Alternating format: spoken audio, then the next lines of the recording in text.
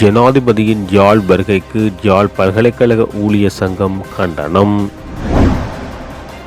நாட்டின் பல பகுதிகளிலும் மின்சாரம் தடை.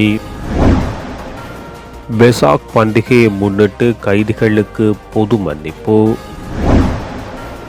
ஓராண்டு கடந்து தையெட்டி சட்டவிரோத விகாரைக்கு எதிரான போராட்டம் தொடர்கிறது.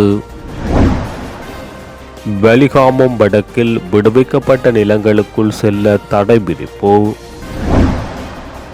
ஒற்றையாட்சி கட்டமைப்புக்குள் நின்று கொண்டு ஒற்றையாட்சி வேண்டாம் என்று கூறுவது சுத்த ஏமாற்றுத்தனம். டக்ளஸ் சுட்டிக்காட்டு. இலங்கையின் கிராஃபைட் சுரங்கங்களை கையகப்படுத்த முயற்சிக்கும் இந்தியா. இந்துக்களை படுகொலை செய்வதற்காகவே 4 இளைஞர்கள் இந்தியா சென்றுள்ளனர். சரத் வீரசேகர.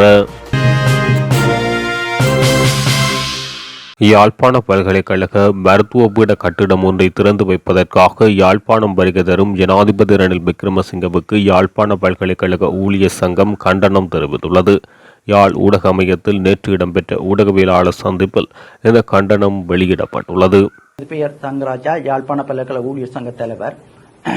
நாங்கள் மே 2ஆம் தேதி தொடக்கம் அனைத்து பல்கலைக்கழகங்களிலும் கல்விசார ஊழியர்கள் தொழிற்சங்க நடவடிக்கையில் ஈடுபட்டுக் கொண்டிருக்கிறோம். தொடர்ச்சியான வேலைநிறுத்தத்தில் இந்த தொடர்ச்சியான வேலைநிறுத்தம் இன்றைக்கு 21 நாளாக நடைபெற்றுக் கொண்டிருக்கின்றது.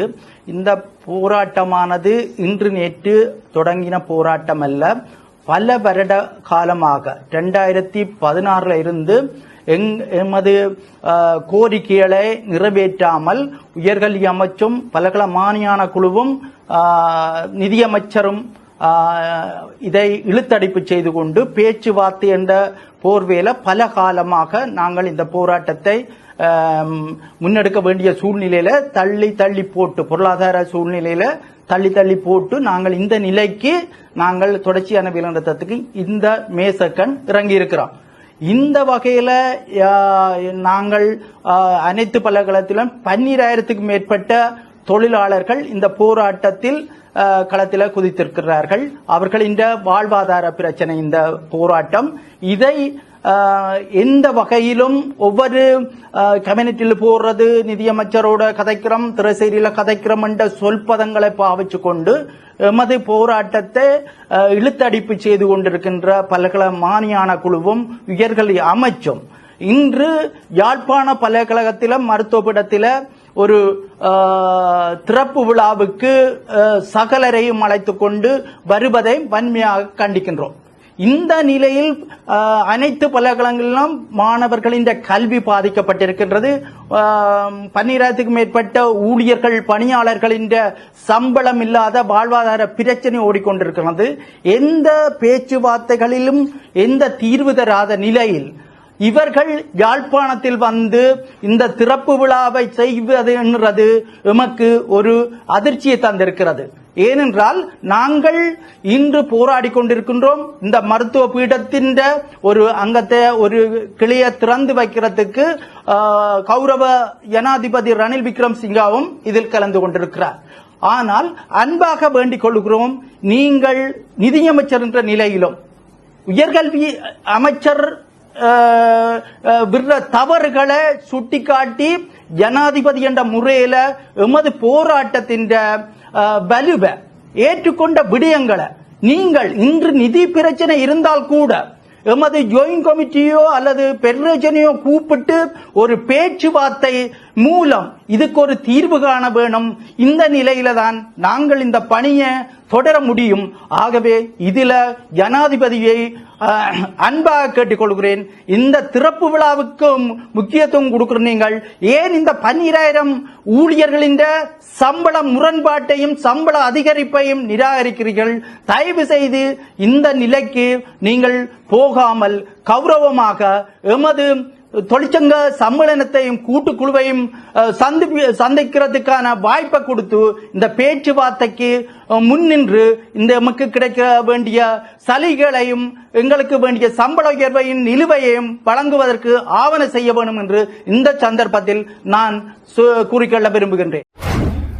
நாட்டின் பல்வேறு பகுதிகளில் மின்சாரம் தடைப்பட்டுள்ளதாக இலங்கை மின்சார சபை தெரிவித்துள்ளது. கடும் மழை மற்றும் கடும் காற்று காரணமாக மரங்கள் முறிந்து விழுந்துள்ள நிலையில் பல பகுதிகளில் மின்சாரம் தடைப்பட்டுள்ளது. பல பகுதிகளில் மின்சார கம்பங்கள் மற்றும் மின்சார கம்பிகள் மீது மரங்கள் முறிந்து விழுந்துள்ளன. இதனால் தடைப்பட்டுள்ள மின்சாரத்தை வழமைக்கு கொண்டு வருவதற்கு நடவடிக்கைகள் முன்னெடுக்கப்பட்டு வருவதாக இலங்கை மின்சார சபை தெரிவித்துள்ளது. யாழ்ப்பாணம் நயினாதீவு ஸ்ரீ நாகபூசணி அம்மன் ஆலய திருவிழா தொடர்பான முன்னாயுத்த கலந்துரையாடல் மாவட்ட பதில் அரசாங்க அதிபர் மருதலிங்கம் பிரதீபன் தலைமையில் இடம்பெற்றது. நயினாதீவு ஸ்ரீ நாகபூசணி அம்மன் ஆலய திருவிழா எதிர்வரும் ஜூன் 7ஆம் தேதி தொடக்கம் ஜூன் 22ஆம் தேதி வரை நடைபெறவுள்ளதோடு அனைத்து பக்தர்களும் சிறப்பான முறையிலும் எந்தவித இடையூறும் இல்லாமல் அம்பாளை தரிசிப்பதை உறுதிப்படுத்தும் வகையில் இந்த கலந்துரையாடல் ஒழுங்குபடுத்தப்பட்டது. இந்த கலந்துரையாடலில் திருவிழா காலங்களில் வழமை போல் யாழ்ப்பாணம் மத்திய பேருந்து நிலையத்திலிருந்து குறிகட்டுவான் வரையிலான இலங்கை போக்குவரத்து சேவை மற்றும் தனியார் பஸ் சேவைகளின் ஒரு வழி கட்டணம் 187 ரூபாய் என தீர்மானிக்கப்பட்டது. இதேவேளை குறிகட்டுவானிலிருந்து ஆலயம் செல்வதற்கான படகு போக்குவரத்து ஒரு வழி கட்டணம் 80 ரூபாய் என தீர்மானிக்கப்பட்டது. அத்தோடு கடற்போக்குவரத்து நேரத்துக்கு அமைய தனியார் போக்குவரத்து மற்றும் இலங்கை போக்குவரத்து பேருந்து சேவை காலை 6 மணி தொடக்கம் மாலை 7:30 மணி வரை நடைபெறவுள்ளது. கடற்போக்குவரத்தில் ஈடுபடும் படகு உரிமையாளர்கள் படகுகளை உரிய முறையில் பேணுவதுடன் படகில் ஏற்றிச் செல்லும் பயணிகளின் எண்ணிக்கையை மட்டுப்படுத்துதல் மற்றும் பயணிகளுக்குரிய வசதிகள் இல்லாத படகுகளை சேவையில் ஈடுபடுவதை தவிர்த்தல் வேண்டும். ஆலயத்துக்கு அருகாமையில் உள்ள கள் விற்பனை நிலையம் திருவிழா காலத்தில் பூட்டப்படும் என தீர்மானிக்கப்பட்டது. மேலும் திடர்களின் நடமாட்டத்தை கட்டுப்படுத்த போலீஸ் உத்தியோகத்தர்களை பாதுகாப்பில் ஈடுபடுத்துவதுடன் வியாபாரத்தில் ஈடுபடும் வியாபாரிகளின் ஆள் அடையாளத்தை உறுதிப்படுத்த பிரதேச சபையினால் அடையாள அட்டைகள் வழங்கப்படுதல் வேண்டும் எனவும் குறிப்பிடப்பட்டுள்ளது. அத்தோடு குறிகட்டுவான் வீதி குன்றும் குழியுமாக உள்ளமையினால் அதனை சீர் செய்தது தொடர்பாகவும் சென்ட் ஜோன்ஸ் ஆம்புலன்ஸ் சேவை, போலீஸ் பாதுகாப்பு, கடற்போக்குவரத்தில் பாதுகாப்பு அங்கிகளை அணிவதை உறுதிப்படுத்துதல், பாடசாலை மாணவர்களின் சாரணர் தொண்டர் சேவை, தரை மற்றும் கடற்போக்குவரத்து நேர அட்டவணையை காட்சிப்படுத்துதல், மின் இணைப்பு, யாசகம் பெறுவோர் உள்வருவதை கட்டுப்படுத்துதல், நடமாடும் வைத்திய சேவை, சுகாதாரம் மற்றும் குடிநீர் தேவை, மின்சார தேவை, அமுத சுரபி அன்னதான ஒழுங்குகள், ஆம்புலன்ஸ் சேவை மற்றும் புனரமைக்க வேண்டிய விதிகள் உள்ளிட்ட விடயங்கள் விரிவாக கலந்துரையாடப்பட்டன. இந்த கலந்துரையாடலில் மேலதிக அரசாங்க அதிபர் காணி ஸ்ரீமோகன், உதவி மாவட்ட செயலாளர் தர்சினி, யாழ்ப்பாண பிராந்திய வைத்திய அதிகாரி கேதீஸ்வரன், நாகபூசணி அம்மன் ஆலய அறங்காவல சபை தலைவர் பரமலிங்கம் மற்றும் வீரணை பிரதேச செயலாளர், சுகாதாரத்துறைசார் பங்குதாரர்கள், இலங்கை போக்குவரத்து சபை உத்தியோகத்தர்கள், கடற்படை அதிகாரிகள், போலீஸ் தரப்பினர், பிரதேச சபை பங்குதாரர்கள், துறைசார் திணைக்கள தலைவர்கள், மாவட்ட செயலக உத்தியோகத்தர்கள் என பலரும் கலந்து கொண்டனர். இன்று 23ஆம் தேதி வியாழக்கிழமை பெசாக் பண்டிகையை முன்னிட்டு 278 கைதிகளுக்கு பொது மன்னிப்பு வழங்கப்பட உள்ளதாக சிறைச்சாலை ஆணையாளர் காமினி திசாநாயக்க தெரிவித்துள்ளார்.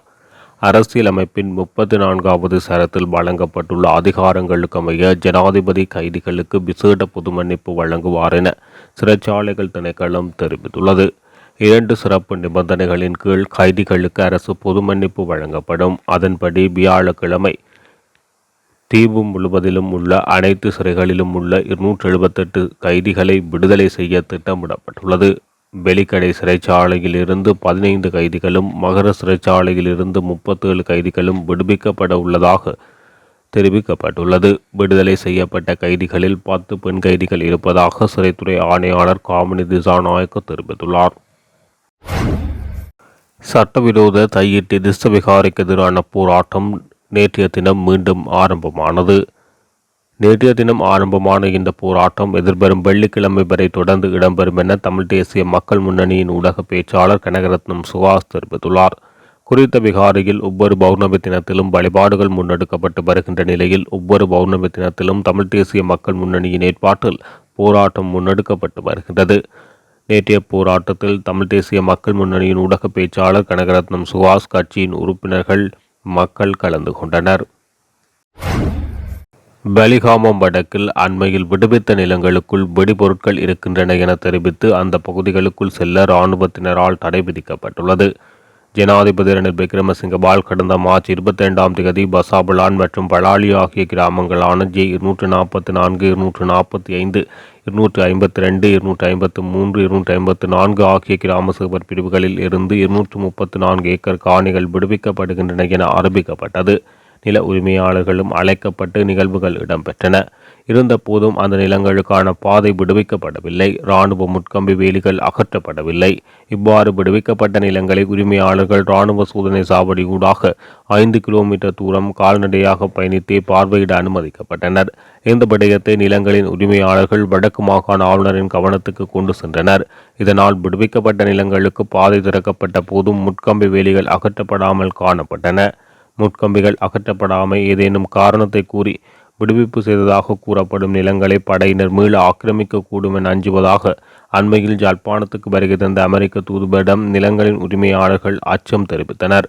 மேலும் விடுக்கப்பட்ட 234 ஏக்கர் நிலங்களில் 55,000 சதுர அடி நிலங்களில் வெடிபொருட்கள் காணப்படுகின்றன என தெரிவிக்கப்பட்டு அந்த பகுதிகளுக்குள் நில உரிமையாளர்கள் பயணிக்க தடை செய்யப்பட்டுள்ளது. தமிழ் மக்கள் தோற்கடிக்கப்பட்ட சமூகம் அல்ல, தமிழ் மக்களின் பெயரால் மேற்கொள்ளப்பட்ட தவறான வழிமுறைகள் தான் தோற்கடிக்கப்பட்டுள்ளது என இபிடிபியின் செயலாளர் நாயகமும் அமைச்சருமான டாக்டர் தேவானந்தா தெரிவித்துள்ளார். சமஷ்டிதான் வேண்டும், ஒற்றை ஆட்சியின் கீழ் தீர்வை காண முடியாது என குழப்பங்களை ஏற்படுத்தி திரியும் தரப்பினர் இலங்கை ஜனநாயக சோசலிச குடியரசின் ஒற்றை ஆட்சி முறைமையை ஏற்றுத்தான் தேர்தலில் போட்டியிட்டு பாராளுமன்ற உறுப்பினர்களாக சத்திய பிரமாணம் செய்துள்ளனர். அதேபோன்று இலங்கையில் ஒற்றை ஆட்சி முறைமையின் கீழுள்ள உள்ளூராட்சி மன்றம் ஆனாலும் சரி, மாகாண சபையானாலும் சரி, ஒற்றை ஆட்சி கட்டமைப்பிலேயே நடைபெறுகிறது. இத்தனையிலும் போட்டியிட்டு வெற்றி பெற்று இலங்கையின் இறமையை பாதுகாப்பேன் என உறுதி பிரமாணம் எடுத்து அதனூடாக சலுகைகளையும் வரப்பிரசாதங்களையும் பெற்றுக்கொண்டு இன்று ஒற்றையாட்சி கட்டமைப்பு உள்ள ஒரு நாட்டின் ஜனாதிபதி தேர்தலை புறக்கணிப்போம் என ஒரு புறம் பொது வேட்பாளரை போட்டியிடச் செய்வோம் என இன்னொரு புறமும் கூறி வருவது வேடிக்கையாக உள்ளது. உண்மையில் அன்று இபிடிபியின் அதீத வளர்ச்சியை கண்டு அஞ்சியே புலிகள் தலைமை தமிழ் தேசிய கூட்டமைப்பை, அதாவது புலிகளின் அச்சுறுத்தல்களால் உயிருக்கு பயந்து ஓடி ஒளிந்திருந்தவர்களை எல்லாம் அழைத்து ஒரு மூட்டையாக கட்டிய புலிகள் அமைப்பின் தலைமை அது அரசியல் செயற்பாடுகளுக்கான கைப்பாவைகளாக இந்த தமிழ் தேசிய கூட்டமைப்பை செயற்படுத்தினர். ஆனாலும் இந்த கூட்டமைப்பின் அரசியல் திட்டத்துக்கு மக்கள் அதிகளவில் செவிசாய்க்காது இபிடிபியின் பக்கம் சென்றதால் தான் தமது தேவைகளை அடையாளம் என்று மக்கள் அவர்களை நோக்கி செல்வதை தடுக்க முடியாதவர்களாக மீது அவதூறுகள், சேறு பூசல்கள் என்ற தாக்கத்தை ஏற்படுத்த வல்ல பிரச்சார பாணியை புலிகள் கையில் எடுத்தனர். ஆனால் மீதான சேறு பூசல்களை செய்து அன்று அரசியல் லாபங்களை புலிகள் தரப்பினர் பெற்றிருந்தாலும் தமிழ் மக்களை வெற்றியாளர்கள் ஆக்குவதில் மட்டுமல்லாது தம்மை பாதுகாப்பதிலும் தோல்வி கண்டுவிட்டனர். மாறாக மது கொள்கையையும் தூர நோக்குடைய பொறிமுறையும் தேசிய நல்லிணக்கமும் வெற்றி கண்டு வருகிறது. நாம் முன்னெடுத்த வழிமுறை சரியானது என்பதால் தான் இன்றும் நாம் களத்திலிருந்து மக்களுக்கான சேவைகளை செய்ய முடிகின்றது. மேலும் ஒவ்வொரு தேர்தல் காலங்களிலும் ஒவ்வொரு கதைகளை கூறி மக்களை குழப்புவதிலும் மக்கள் நலன்கள் இருப்பதாக தம்மை காட்டி மக்களது வாக்குகளை அபகரித்து தமது இருப்புக்களை பலப்படுத்திக் கொள்வதுமே இந்த தேசிய சுயநலம் பிடித்த தமிழ் தரப்பினரது செயற்பாடாக இருந்து வருகின்றது என அமைச்சர் சுட்டிக்காட்டியுள்ளார். இலங்கையில் உள்ள கிராபைட் சுரங்கங்களை கையகப்படுத்தும் இந்தியா இலங்கை அரசுடன் பேச்சுவார்த்தை நடாத்தி வருகின்றது. இந்தியாவில் லித்தியம் அயன் மற்றும் பிற மின்கலங்களுக்கு பயன்படுத்தப்படும் மிகவும் பொதுவான பொருளாக உள்ள கிராப்டைன் தேவை படிப்படியாக அதிகரித்து வருகின்றது. இந்த நிலையில் இலங்கை அரசுடன் நடத்தப்படும் பேச்சுவார்த்தை தொடர்பில் மேலதிக விவரங்களை தெரிவிக்க மறுத்துள்ள இந்திய அரசு தரப்பு பேச்சுவார்த்தை ஆரம்ப கட்டத்தில் இருப்பதாக குறிப்பிட்டுள்ளது. இலங்கையில் காணப்படும் கிராபைட் மிகவும் தரம் வாய்ந்தது என அறியப்பட்டுள்ளமை குறிப்பிடத்தக்கது. அண்மையில் இந்திய கடற்படையினரால் கைதாகியவர்கள் வடமராட்சி கடற்தொழிலாளர்கள் என்பதில் உண்மை இல்லை எனவும் அவர்கள் வெளிமாவட்ட கடற்தொழிலாளர்கள் என யாழ் மாவட்ட கிராமிய கடற்தொழிலாளர் கூட்டுறவு சங்கம் குற்றம் சாட்டியுள்ளது. யாழ் மாவட்ட கிராமிய கடற்தொழிலாளர் கூட்டுறவு சங்கங்களின் தலைவர் நற்குணம் இதனை தெரிவித்துள்ளார். யாழ் வடமராட்சி இல்லத்தில் நேற்று இடம்பெற்ற ஊடகவியலாளர் சந்திப்பில் இந்த விடயம் சுட்டிக்காட்டப்பட்டுள்ளது. இந்திய கடற்தொழிலாளர்களை கைது செய்யும் நடவடிக்கை இன்றும் தொடர்கிறது. நீதிமன்ற நடவடிக்கைகளுக்கு அவர்கள் உட்படுத்தப்பட்டாலும் அரசு உரிய நடவடிக்கையை எடுக்கவில்லை என்ற குற்றச்சாட்டை அவர் முன்வைத்துள்ளார். பாரதிய ஜனதா கட்சியைச் சேர்ந்தவர்களையும் இந்துக்களையும் படுகொலை செய்வதற்காக 4 இளைஞர்கள் கடந்த 18ஆம் தேதி இந்தியாவுக்கு சென்றுள்ளார்கள். குறுகிய காலத்தில் இவர்கள் ISIS அமைப்பின் கொள்கையால் ஈர்க்கப்பட்டுள்ளனர். இஸ்லாமிய அடிப்படை வாதம் தொடர்பில் முன்வைக்கப்பட்டுள்ள பரிந்துரைகளை அரசாங்கம் செயற்படுத்த வேண்டும். இல்லையேல் இலங்கையிலும் எதிர்காலத்தில் உயிர்த்த ஞாயிறு குண்டு தாக்குதலை போன்ற அடிப்படை தாக்குதல்கள் நடாத்தப்படலாம் என தேசிய பாதுகாப்பு தொடர்பான துறைசார் மேற்பார்வை குழுவின் தலைவர் சரத் வீரசேகர தெரிவித்துள்ளார்.